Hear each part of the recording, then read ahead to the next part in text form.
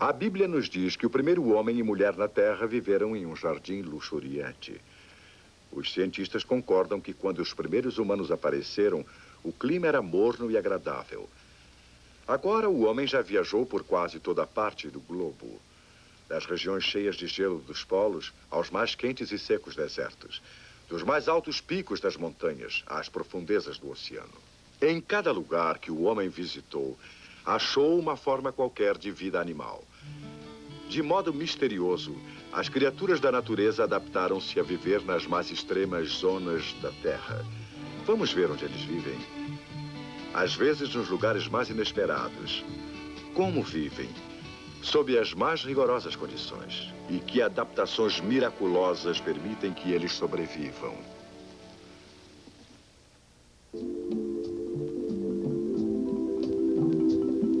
A sobrevivência é a única medida do sucesso no mundo natural.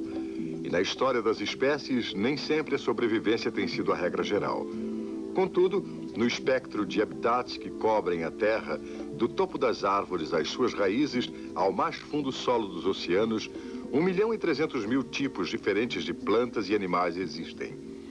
Nenhum local é humilde demais, nenhum desafio esmagador demais, nenhum trabalho difícil demais, se de qualquer modo permitir que a vida animal proclame sua existência. E assim, há vida por toda a parte.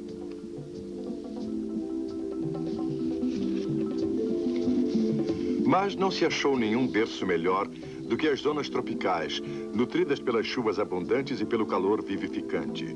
Há mais espécies por metro quadrado nos trópicos do que em outra qualquer parte de nosso planeta. Pois aqui, o clima permaneceu imutável em milhões e milhões de anos. Tempo para as criaturas se adaptarem a quaisquer regimes inerentes à vida nas selvas. E aqui, há numerosos níveis nos quais os animais possam existir. Do solo das florestas ao toldo de ramos que tocam os céus.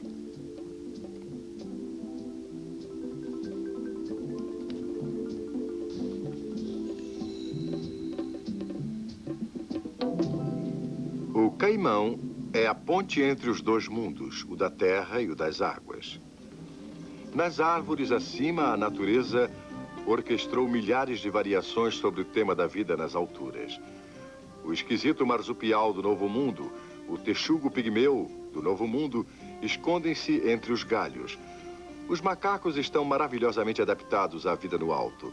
Graças aos polegares e dedos opostos, a maioria pode agarrar os ramos e mover-se facilmente por entre as árvores. Este habitat oferece comida, um local para dormir e proteção contra os predadores presos à terra. O aucari é a única espécie entre os macacos tropicais americanos que tem cauda curta. O resto, como esse sagui esperto, tem cauda longa, que eles usam para balançar-se quando trafegam pelo seu mundo de folhagem, o seu habitat.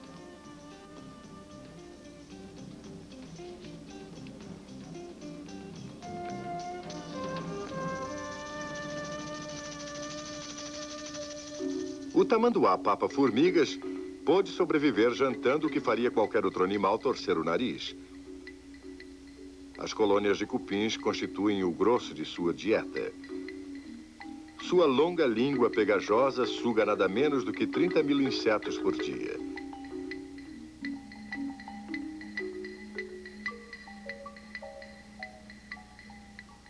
Sua parenta, a preguiça, é provável que seja a coisa mais parecida com câmera lenta que a natureza já inventou. Enquanto a maioria das criaturas anda com seus pés, a preguiça pendura-se neles. Mas neste local onde os olhos dos predadores estão alertas aos movimentos rápidos, a própria lentidão da preguiça a preservou. Sendo tudo o que o seu nome implica, a preguiça é, entretanto, firme de pés. Os cientistas acreditam agora que a lentidão dos seus movimentos é devida antes ao seu sistema nervoso do que aos seus músculos. De qualquer modo, ela aprendeu a ir devagar e sobreviver.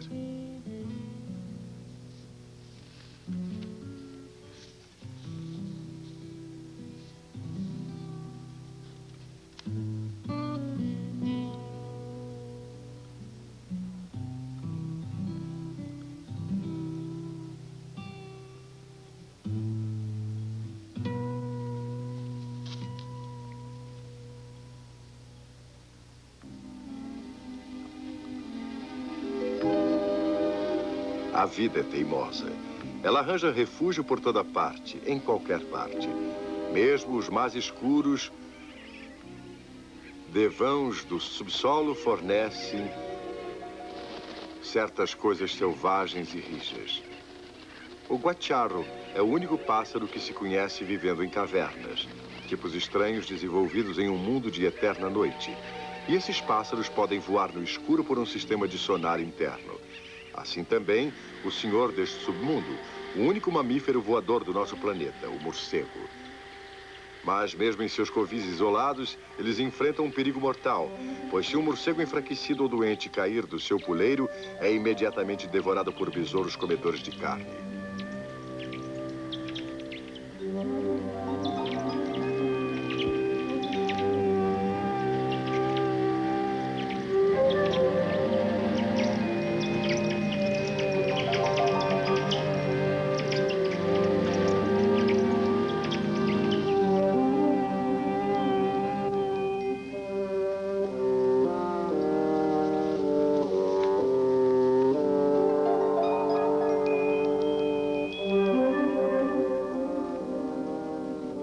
A vida animal cobre o mundo com um mosaico das mais diferentes combinações.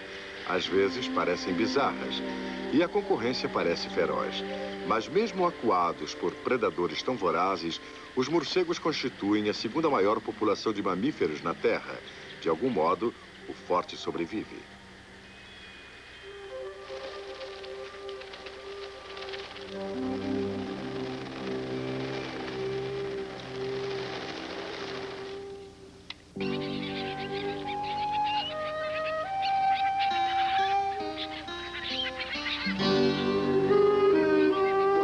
Estas são Las Islas Encantadas, um arquipélago remoto que os homens do mar chamam de Ilhas Encantadas. Para nós, são as Galápagos, rijos pedaços de terra formados por convulsões vulcânicas, alinhados sob o Equador ao largo da costa do Pacífico. Aqui havia uma página em branco onde a natureza pôde criar desenhos originais, um local vazio onde novas espécies podiam evoluir.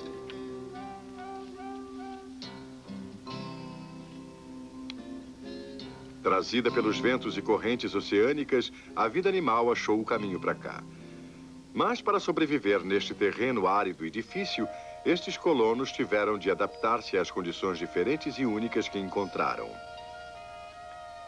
Mas o seu sucesso foi tão grande que quando Charles Darwin visitou as Galápagos em 1835, notou variações na mesma espécie de animais de ilha para ilha. Em certas ilhas, por exemplo, as tartarugas das Galápagos tinham cascos que lhe permitem porem-se de papo para o ar para comerem. Em outras, onde as tartarugas alimentam-se no próprio terreno, suas carapaças eram de feitio diferente. Essas variações entre as coisas vivas semelhantes inflamaram na imaginação de Darwin a ideia de que eventualmente levou à sua radical teoria da evolução. Tinha visto um grupo de animais estranhos, criaturas que se desenvolveram para tornarem-se únicas na Terra. Tinham evoluído para combinar com o pouco que esta terra agreste tinha a oferecer.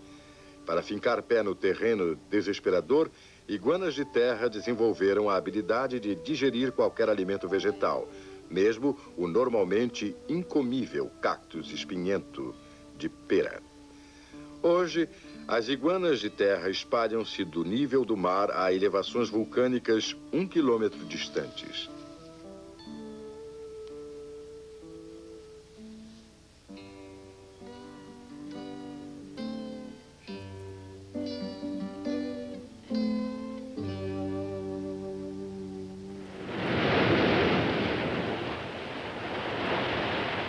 As adaptações de sua parenta, a iguana marinha, foram, se possível, ainda mais espetaculares. Esses répteis parecidos com dragões de 1 metro dão à ilha uma aparência pré-histórica. Contudo, eles não existiram em mais parte alguma da Terra, em qualquer outra época, e nunca foram vistos antes dos primeiros marujos e aventureiros terem achado o caminho para cá.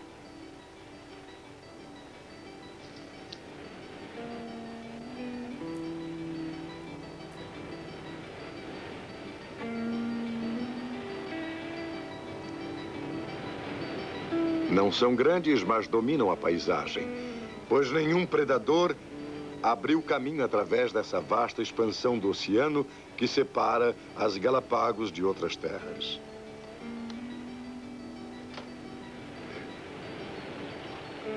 Caranguejos escarlates escavam a costa, limpando as praias da carniça. Ocasionalmente, pegando sobras das iguanas marinhas e seus refúgios.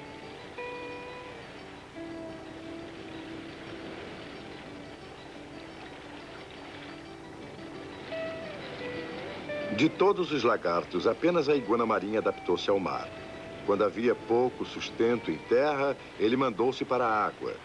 Aqui, alimenta-se de uma abundância de algas capaz de permanecer submerso por mais de 1 hora.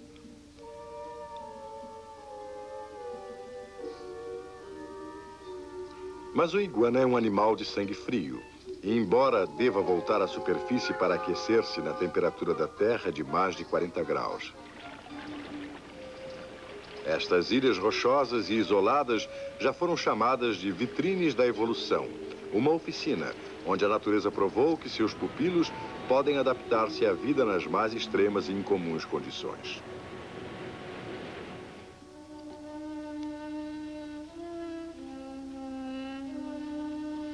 Os desertos cobrem um total de 1/7 da superfície térrea do nosso planeta.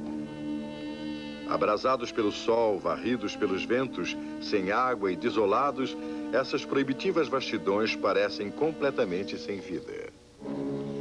Mas mesmo sob o sol escaldante do deserto, os animais aceitaram o desafio, desenvolveram-se, adaptaram, proliferaram. Os árabes chamam isto o Vale da Lua. Já viu civilizações que desapareceram, mas o camelo permaneceu constante. Pôde sobreviver durante semanas sem água, onde um ser humano estaria morto em 3 dias. É obstinado, teimoso e absolutamente indispensável. Vivendo do capim do deserto, o camelo armazena fluidos nos tecidos do seu corpo. E esses podem ser vagarosamente liberados. Um milagre que ninguém ainda compreendeu completamente. A famosa corcova do camelo é um depósito de emergência de gordura. Não um tanque-depósito de água, como geralmente se acredita, mas quando há falta d'água, o corpo do camelo pode realmente fabricá-la dessa gordura e do próprio ar que respira. O camelo é apenas uma maravilha do deserto, mas há outras, se souber onde procurar. Este é o local que os homens chamam de Vale da Morte. Com medo de suas inóspitas e enormes paragens, eles as batizaram de Garganta do Morto ou Desfiladeiro da Desolação.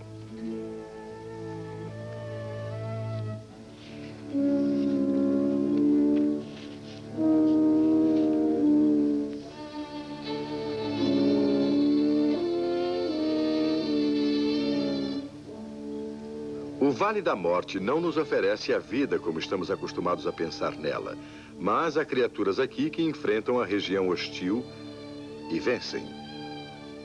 O minúsculo rato canguru pode viver na estação seca sem nunca beber água. Ele manufatura sua água internamente, das sementes secas que come. Para conservar a perda da água corporal pela evaporação, ele faz sua casa em um buraco frio e úmido por baixo da fornalha do solo do deserto.